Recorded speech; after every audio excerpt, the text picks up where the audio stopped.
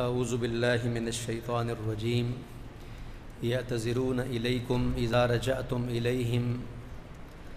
قل لا تعتذروا لن نؤمن لکم قد نبہنا اللہ من اخبارکم وسیری اللہ عملکم ورسولہ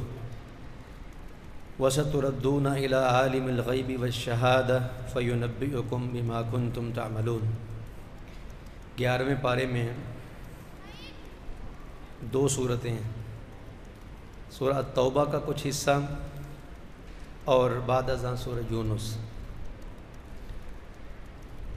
پارے کے آغاز میں ان لوگوں کا ذکر ہو رہا ہے جو غزوہ تبوک سے پیچھے رہ گئے تھے۔ ان میں دو طرح کے لوگ تھے، ایک تو جھوٹ موٹ عذر تراش کرنے والے، بہانے بنانے والے منافق تھے، اور دوسرے بعض مخلصین صحابہ کرام بھی تھے۔ تو پہلا تذکرہ یہاں پر ان لوگوں کا ہے جو جھوٹ موٹ کے بہانے اور عذر تراش رہے تھے اور ان کے دلوں میں نفاق تھا۔ فرمایا یعتذرون الیکم، وہ تمہاری طرف عذر پیش کریں گے، اذا رجعتم الیہم، جب تم پلٹ کے ان کی طرف جاؤ گے۔ قل لا تعتذروا، اے نبی آپ کہہ دیجئے کہ تم بہانے مت بناؤ، لن نؤمن لکم، ہم تمہارا ہرگز یقین نہیں کریں گے، قد نبأنا اللہ من اخبارکم، کیونکہ اللہ نے ہمیں تمہاری خبریں بتا دی ہیں، وسیری اللہ عملکم ورسولہ، ہاں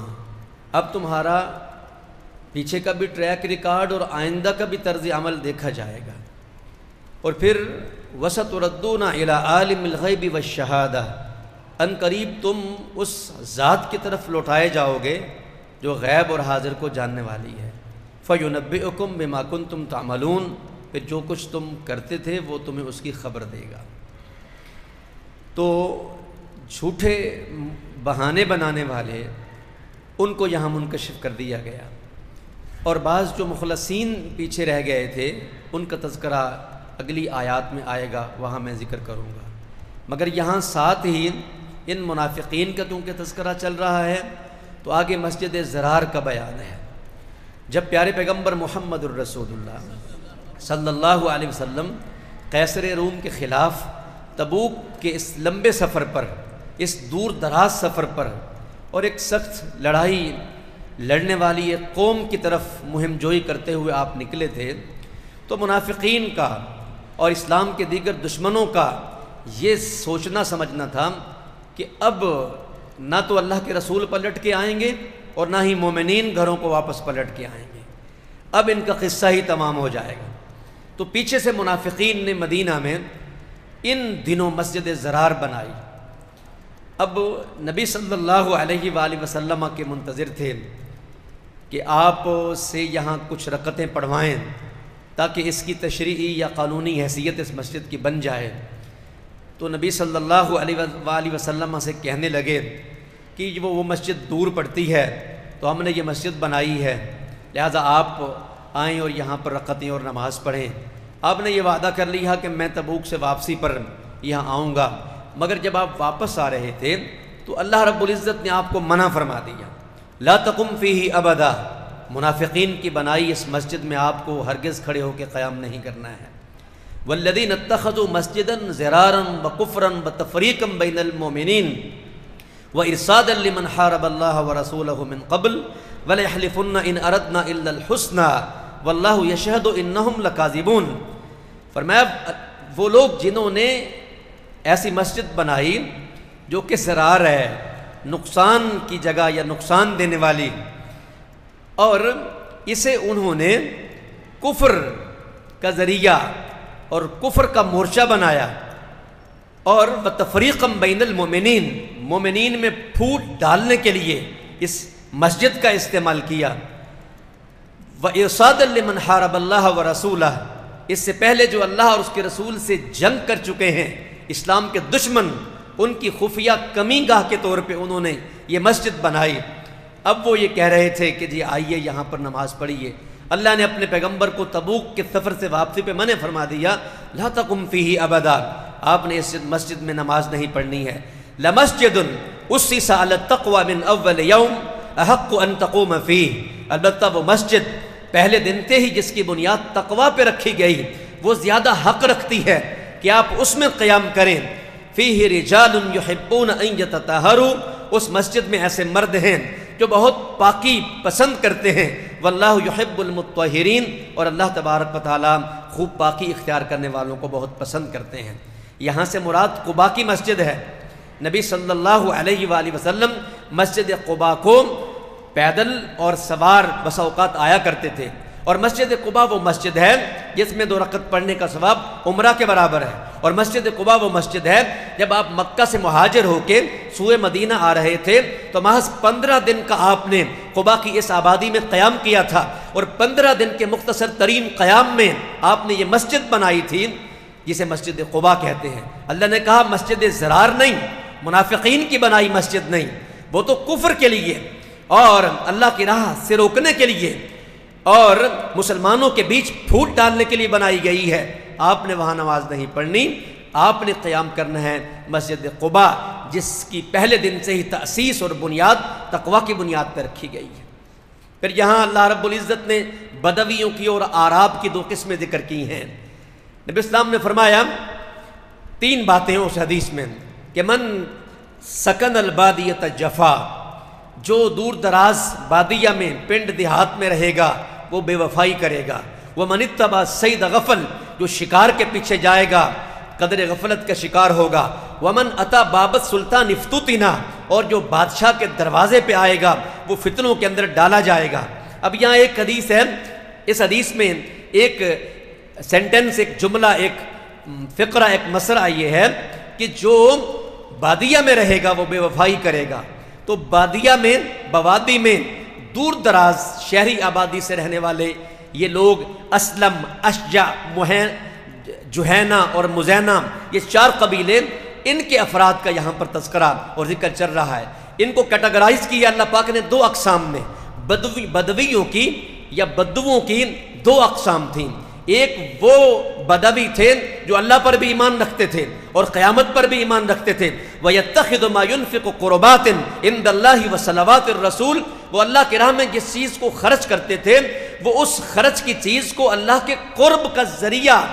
اللہ کے قرب کے حصول کے لیے خرچ کرتے تھے، وَصَلَوَاتِ الرَّسُولِ، اور اس لیے خرچ کرتے تھے کہ رسول کی دعائیں انہیں ملیں، اللہ کا قرب انہیں ملے۔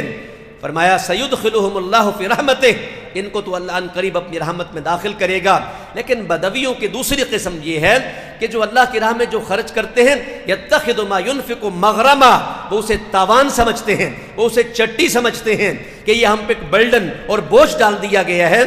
تو خرچ کرنے میں منافقین کا طرز عمل کیا تھا یہاں یہ ذکر کیا، اور ڈیٹیل میں کئی باتیں یہاں پہ ذکر ہوئیں کہ جو صحابہ کرام خرچ کرتے دل کھول کے، کہتے دیکھو یہ نمود و نمائش کے لیے خرچ کر رہے ہیں، اور جو بیچارہ کمزور تھوڑی آمدنی والا لے کے آتا کہتے اتنا لانے کی بھلا کیا ضرورت تھی، اتنے سے اسلام کی ضرورت بھلا کہاں پوری نہ وہ کمزوروں کو معاف کرتے تھے اور نہ ہی طاقتوروں کو جو زیادہ خرچ کرتے انہیں کہتے یہ دکھلانے کے لیے خرچ کر رہے ہیں، اور کمزوروں کا ٹھٹھا کرتے کہ تمہارے اس سے بھلا کون سا مسئلہ حل ہونے والا ہے۔ اور خرچ کے مسئلے میں اور اللہ کی راہ میں جہاد کا مسئلہ جب پیش آتا، یہ 2 ایسے ایونٹ تھے اسلام میں کہ جب یہ ان کے چہروں پر لگے نقاب اترتے تھے اور یہ واضح ہو جاتے تھے کہ یہ کھوٹے اور منافقین ہیں۔ پھر اللہ رب العزت نے غزوہ تبوک سے پیچھے رہ جانے والے لوگوں کا ذکر کیا، اور ان میں جیسا آپ نے سنا کہ یقیناً کچھ منافقین تھے، تاہم بعض مخلص صحابہ کرام تھے جو اپنی سستی و کاہلی کی وجہ سے نہ جا سکے تھے، ان پر بھی سخت گرفت کی گئی، سخت سرزنش کا انہیں سامنا کرنا پڑا۔ بعد ازاں اللہ رب العزت نے معافیاں دی ان کو، اور فرمایا الم یعلموا ان اللہ هو يقبل التوبة عن عباده ويأخذ الصدقات، کیا یہ جانتے نہیں ہیں کہ اللہ تو وہ ذات ہے جو اپنے بندوں سے توبہ قبول کرتا ہے اور ان کے صدقات کو ان سے اخذ کرتا ہے۔ اور اللہ نے اپنے پیغمبر سے یہاں کہا خذ من اموالہم صدقۃ تطہرہم وتزکیہم بہا، آپ ان سے صدقہ وصول کیجئے، اس کے ذریعے سے آپ انہیں پاک کریں گے، وصلی علیہم، آپ ان کے لیے دعائیں مانگیے یا آپ ان پر نماز پڑھیے، ان صلاتک سکن لہم، آپ کی دعا جو آپ کی طرف سے مانگی گئی ان کے حق میں ان کے لیے راحت کا اور سکون کا باعث ہے۔ تاہم کچھ صحابہ کرام جن کی تعداد قرآن نے 3 ذکر کی ہے، وَعَلَى الثَّلَاثَةِ الَّذِينَ خُلِّفُوا حَتَّى إِذَا ضَاقَتْ عَلَيْهِمُ الْأَرْضُ بِمَا رَحُبَتْ وَضَاقَتْ عَلَيْهِمْ أَنفُسُهُمْ وَظَنُّوا أَن لَّا مَلْجَأَ مِنَ اللَّهِ إِلَّا إِلَيْهِ۔ اور میں وہ 3 لوگ کعب بن مالک، مرارہ بن ربی اور ہلال ابن امیہ رضی اللہ عنہم وارضاہ، یہ 3 صحابہ کرام رضوان اللہ تعالی علیہم اجمعین، بڑی سختی ہو گئی اللہ رب العزت کی طرف سے، نبی پاک نے بھی بڑی ناراضگی کا مظاہرہ یہاں پر کیا۔ لوگ تو جھوٹ موٹ کے عذر پیش کرتے، جو آ کے جو کہتا اللہ کے رسول قبول کر لیتے، کیونکہ اللہ رب العزت نے ان کی حقیقتوں سے آپ الاسلام کو باخبر کر دیا تھا۔ مگر یہ لوگ صحابہ کرام جو مخلصین تھے، ماں سستی کی وجہ سے نہیں جا سکے، آ کے انہوں نے بھی اپنی غلطی کا اعتراف کیا، عمل صالح کا بھی عہد کیا۔ تاہم رسول اللہ صلی اللہ علیہ وآلہ وسلم کے سامنے کچھ نے تو اپنے آپ کو مسجد کے ستونوں سے باندھ دیا کہ اللہ کے رسول ہمیں کھولیں گے تو ہم رہائی اور آزادی اور خلاصی پائیں گے، نہیں تو جب تک راضی نہیں ہوتے ہم نے اپنے آپ کو مسجد کے ستون سے باندھ رکھا ہے۔ ان 3 لوگوں کے ساتھ تو آپ علیہ الصلوۃ والسلام نے ان کے سوشل بائیکاٹ کا اور عام مقاطعہ کا اعلان کر دیا، اور یہ کہتے ہیں کہ ہم پر تو جینا دوبر ہو گیا، اس معاشرے میں اس سماج میں کوئی ہمارا واقف نہیں بنتا تھا، ہمارے قریبی ہمارے واقف نہیں بنتے تھے، کہ 40-50 دن تک تقریباً یہ اسی کیفیت میں رہے۔ پھر اللہ رب العزت نے ان کی توبہ قبول فرمائی، اور کعب بن مالک، مرارہ ابن ربی اور ہلال ابن امیہ رضی اللہ عنہم کی توبہ کی آیات نازل ہوئیں، اور اللہ تبارک و تعالیٰ نے غزوہ تبوک سے پیچھے رہنے والے ان مخلص صحابہ کرام کی بھی توبہ قبول کی۔ سورہ التوبہ اس وجہ سے توبہ کہلاتی ہے کہ اللہ نے فرمایا یہ جانتے نہیں کہ اللہ تو وہ ذات ہے جو اپنے بندوں کی توبہ قبول کرتا ہے اور ان سے صدقات وصول کرتا ہے۔ اور پھر آخر میں اللہ رب العزت نے محمد کریم صلی اللہ علیہ وآلہ وسلم کا اپنی امت کا خیر خواہ اور ہمدرد ہونا اور ان کا حریص ہونا بیان فرمایا۔ لقد جاءکم رسول من انفسکم عزیز علیہ ما عنتم حریص علیکم بالمؤمنین رؤوف الرحیم۔ تمہارے پاس تمہاری ہی جانوں میں سے ایک رسول آیا ہے، جب تم مشقت میں پڑو یا مشکل میں پڑو اس پر بڑا ناگوار گزرتا ہے، اور وہ تمہارے بارے میں بڑا حرص رکھتا ہے تمہاری ہدایت کا، تم پہ اللہ رب العزت کی رحمتوں کے نچھاور ہونے کا، اور وہ مومنین پر بڑا ہی نرمی کرنے والا اور بڑا ہی مہربان۔ پھر سورہ یونس ہے، یونس علیہ الصلوۃ والسلام اللہ کے پیغمبروں میں سے پیغمبر ہیں، اور قرآن مجید میں ان کا لقب ذنون ذکر ہوا ہے، وَذَنُّونِ إِذْ ذَهَبَ مُغَاضِبًا، اور وہ مچھلی والا جب وہ بگڑ کے اور ناراض ہو کے چل کھڑا ہوا،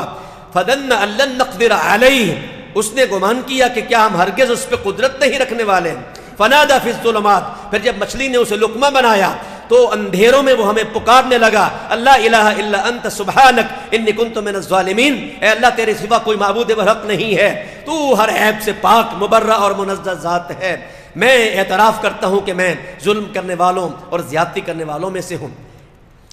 اس کے آغاز میں سورہ یونس کے آغاز میں اللہ رب العزت نے یہ ذکر فرمایا کہ لوگوں کے لیے یہ بات بڑے تعجب کی باعث ہے کہ ہم نے ایک آدمی، ایک رجل کو رسول بنایا ہے، بشر کو رسول بنایا ہے۔ اکان للناس عجبا ان اوحینا الی رجل منہم ان انذر الناس، کیا ان کے لیے تعجب کی بات ہے کہ ہم نے انہی میں سے ایک مرد کی طرف یہ وحی کی کہ تو لوگوں کو ڈرا، فبشر الذین آمنوا، اور ایمان والوں کو خوشخبری دے، ان لہم قدم صدق عند ربہم، کہ ان کے رب کے ہاں ان کا بڑا اعلیٰ عرفہ اور اونچا مرتبہ ہے۔ قال الکافرون ان هذا لساحر مبین، کافر اس رسول کی باتیں سن کے کہنے لگے یہ تو واضح جادوگر ہے۔ تو رسول اللہ صلی اللہ علیہ وآلہ وسلم کی رسالت کو نہ ماننے میں یہ بہانہ بنانا کہ یہ تو بشر ہیں، یہ تو رجل ہیں، فرمایا یہاں بشر بستے ہیں، آدمی انسان بستے ہیں، اگر یہاں پر فرشتے یا ملائکہ بستے ہوتے، قرآن مجید میں متعدد مقامات پہ رب العزت نے اس کا جواب دیا ہے، کیونکہ یہاں انسان بستے ہیں، ہم نے انسان اور بشر کو ہی رسول بنا کے بھیجا ہے، اگر یہاں پہ ملائکہ یا فرشتے بستے ہوتے ہم کسی ملک یا فرشتے کو رسول بنا کے بھیجتے۔ رسالت پہ اعتراض کا یہ جواب دیا، اور پھر اللہ رب العزت نے یہ ذکر کیا کہ وہ قرآن پر بھی اعتراض کرتے تھے، اور نبی علیہ السلام سے کہتے تھے وَإِذَا تُتْلَى عَلَيْهِمْ آيَاتُنَا بَيِّنَاتٍ، جب ہماری واضح واضح آیات ان پہ پڑھی جاتی تھیں وہ کہتے تھے کون؟ قَالَ الَّذِينَ لَا يَرْجُونَ لِقَاءَنَا، جنہیں ہماری ملاقات کی امید نہیں تھی، یعنی قیامت کا جو یقین نہیں رکھتے تھے، وہ کہتے تھے اِئْتِ بِقُرْآنٍ غَيْرِ هَٰذَا أَوْ بَدِّلْهُ، اے محمد مصطفیٰ صلی اللہ علیہ وسلم آپ اس قرآن کے علاوہ کوئی اور قرآن لے آئیں، یا اگر آپ نے یہی قرآن ہمیں منوانا ہے تو بدل ہو، ہماری مرضی کے مطابق پھر آپ اس کو تبدیل کریں۔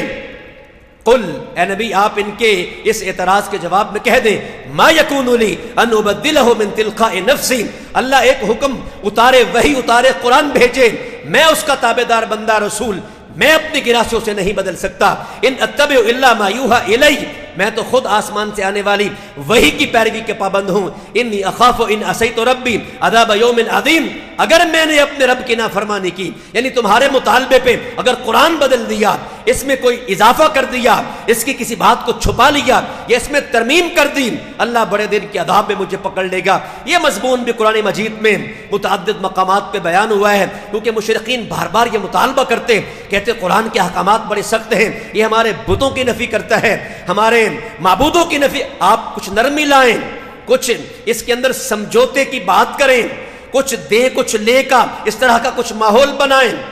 فرمایا وَلَوْ تَقَبَّلَ عَلَيْنَا بَعْضَ الْأَقَاوِيلِ، اگر آپ نے ہمارے نام اپنی طرف سے کچھ گھڑ کے لگا دیا، لَأَخَذْنَا مِنْهُ بِالْيَمِينِ، ہم قوت سے آپ کو پکڑ لیں گے یا آپ کے داہنے بازو سے آپ کو پکڑ لیں گے، ثُمَّ لَقَطَعْنَا مِنْهُ الْوَتِينَ، پھر آپ کی رگ حیات کو ہم کاٹ دیں گے، فَمَا مِنْكُم مِّنْ أَحَدٍ عَنْهُ حَاجِزِينَ، پھر کوئی بھی تم میں سے نبی کو ہم سے بچانے والا نہ ہوگا اگر اپنی گرہ سے نبی نے ہمارے دین میں کچھ شامل کیا۔ سورہ الاحزاب میں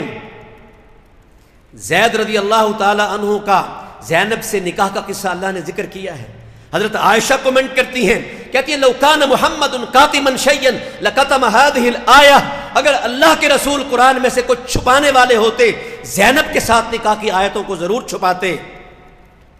کیونکہ پہلے زینب رضی اللہ عنہ کا نکاح زید رضی اللہ عنہ سے ہوا، زید کو آپ نے منہ بولا بیٹا کہا، اور پھر ان کی باہم ناچاقی ہو گئی اور معاملہ ختم ہو گیا، تو زینب سے اللہ پاک نے آسمانوں سے اپنے پیغمبر کا نکاح کر لیا۔ منافقین نے تو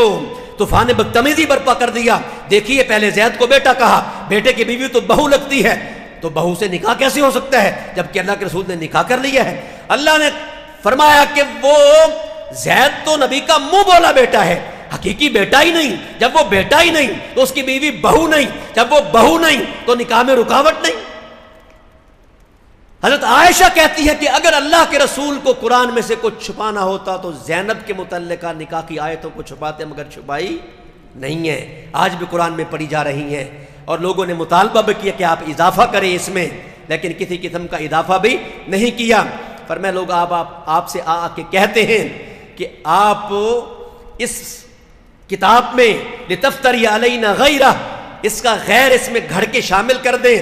فرمایا جب آپ ان کا مطالبہ مان لیں گے اذا لاتخذوک خلیلا، تب یہ تو آپ کو اپنا دوست بنا لیں گے کہ آپ نے ان کی مان لی، آپ نے ہمارے قرآن میں ترمیم کر دی اور آپ نے تبدیلی پیدا کر دی۔ جب آپ ان کی مان کے ہماری کتاب میں تبدیلی کریں گے یہ تو آپ کو اپنا دوست بنا لیں گے، مگر ہم کیا کریں گے آپ کے ساتھ؟ اذا لازقناک ضعف الحیات وضعف الممات ثم لا تجد لك علینا نصیرا، پھر ہم آپ کو زندگی کا بھی دوہرا عذاب دیں گے، قیامت کا بھی دوہرا عذاب دیں گے، آپ اپنے حق میں ہمارے خلاف کوئی حمایتی اور مددگار نہیں پائیں گے۔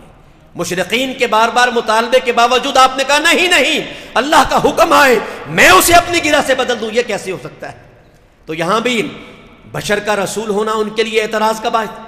اللہ رب العزت کی قرآن کتاب پر ان کا اعتراض کی سے فرمایا میں نہیں بدل سکتا، اللہ ایک حکم اتارے میں اسے اپنی گرہ سے کیسے بدل سکتا ہوں؟ پھر اللہ رب العزت نے قوموں کا یہ تکبر کہ جی بشر رسول ہے، یہ قرآن نہیں ہمیں چاہیے، اس میں تبدیلی چاہیے، کہا پھر سنو، حضرت نوح علیہ السلام کی قوم نے بھی تکبر کیا، پھر حضرت موسیٰ کی قوم کا قصہ بھی سنایا اور فرعون کا قصہ بھی ذکر کیا، اسی تناظر میں لا کے، اسی کانٹیکسٹ میں لا کے کہ حضرت نوح کی قوم کے سرداروں نے تکبر کیا تو اللہ رب العزت نے سیلاب کی غرقابیوں میں ڈبو ڈبو کے مارا، فرعون نے بھی تکبر کیا، تو اللہ رب العزت نے پانی کی غرقابیوں کو اسے سپرد کیا. آخری وقت میں کہنے لگا میں ایمان لایا اس پر جس پہ بنو اسرائیل ایمان لائے. کہنے لگے اب اس سے پہلے تو نافرمان رہا. الیوم ننجیک ببدنک لتکون لمن خلفک آیہ، آج ہم تیرے بدن کو نجات دیں گے تاکہ اپنے ایسے آنے والوں کو جو تیرے بعد آئیں، جنہیں جو خدائی کا دعویٰ کرنے کا سوچتے ہوں، تاکہ ان کے لیے تو عبرت کا نشان بن جائے. اللہ رب العزت نے متکبرین کا انجام یہاں پہ ذکر کیا، اور ساتھ ہی سیدنا یونس علیہ السلام کا قصہ ذکر کیا کہ اس سے پہلے یہ 3 قصے ذکر کرنے کے بعد کہ یہ ہیں پیغمبروں پہ اعتراض کرنے والے، کتابوں پہ اعتراض کرنے والے، رسولوں کی نہ ماننے والے، تکبر کی وجہ سے ان کی باتوں کو ٹکرانے والے، ان کا انجام یہ ہے. حضرت یونس کے قصہ میں یہ ذکر فرمایا علیہ السلام کہ جب انہوں نے اپنی قوم سے کہا تم اپنی اصلاح نہیں کرنے والے تو اب میں ناراض ہو کے تم سے جا رہا ہوں. اور جب نبی ناراض ہو کے چلا جائے پھر اللہ کا عذاب آتا ہے. اب جب حضرت یونس روٹھ کے چلے گئے، ناراض ہو کے چلے گئے، اس صحابہ مغاضبہ، جب وہ غضب میں غصے میں روٹھ کے اپنی قوم سے ناراض ہو کے اپنی قوم کے ہاں سے چلے گئے، تو قوم کے سیانے اور وڈیرے اور سارے بیٹھ کے کہنے لگے دیکھو اب ہماری خیر نہیں ہے، اب اللہ کا نبی روٹھ گیا، اب نبی ناراض ہو کے چلا گیا، اب عذاب آ جائے گا، لہذا توبہ کرو، معافی مانگو. فرمایا لما آمنو، یہاں ایمان کا معنی اہل علم نے یہ ذکر کیا ہے کہ انہوں نے اصلاح کر لی. اور جب کوئی قوم اپنی اصلاح کر لے تو اللہ تبارک و تعالیٰ اس قوم کو عذاب نہیں دیتا ہے جب نبی موجود ہو. فرمایا وما کان ربک لیہلک القری بظلم واہلھا مصلحون، جب کوئی قوم اپنی اصلاح کا عزم کر لے تیرا رب اس قوم کو ہلاک کرنے والا نہیں ہے.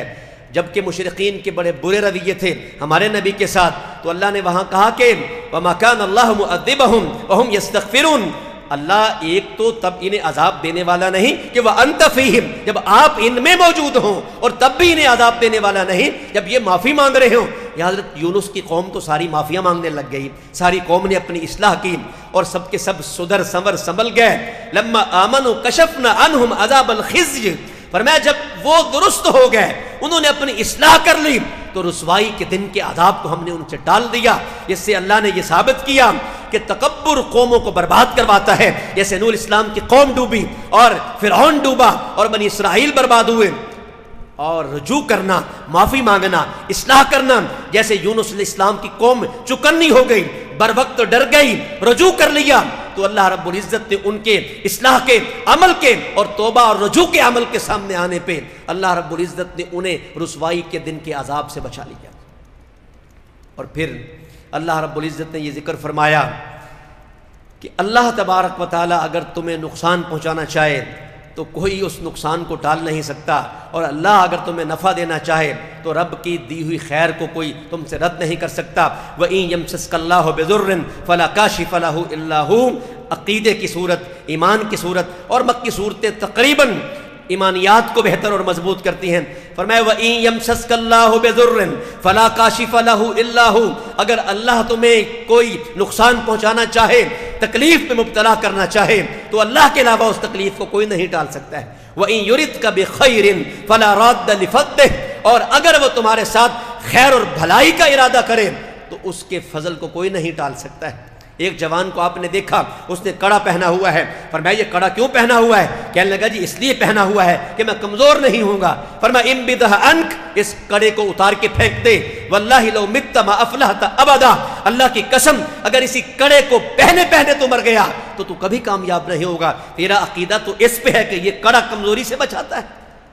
اللہ نقصان سے بچاتا ہے، اللہ فائدے اور خیر سے مستفید کرتا ہے. لہذا اللہ اگر نقصان پہنچانا چاہے تو کوئی اس نقصان کو ٹال نہیں سکتا، اور اگر اللہ نے کسی کے نصیب میں خیر رکھی ہے، بھلائی رکھی ہے، تو کوئی اس بھلائی کے کھلے ہوئے دروازے بند نہیں کر سکتا.